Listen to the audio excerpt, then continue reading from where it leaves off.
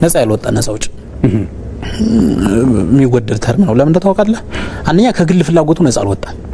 ከግል ፍላጎቱ አሁን ሰማው አንተ ለህዝብ ነው የምታገለው ስትል አቶ ኢንዶፍ ዘዳይ የሆነ የምታሸንፍ ከሆነ የሆነ ኃላፊነት ምናምን ቢኖር የሚገርም አይደለም።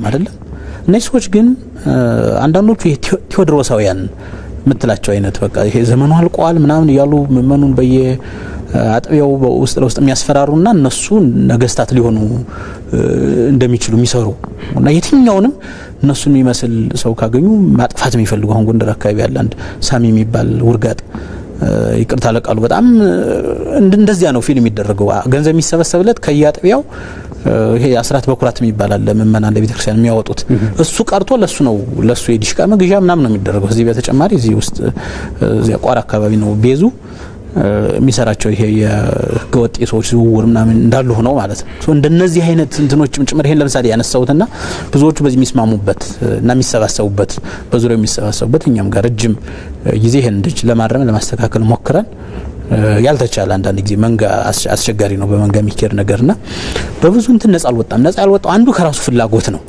ሁለተኛው የዚህ ሊደርሺፑ በተለይ አሁን ትልቁ የፌለሪቲና መርገምት ያለ ከሊደርሺፑ ላይ ነው፣ የፋኖ አመራር ላይ ነው።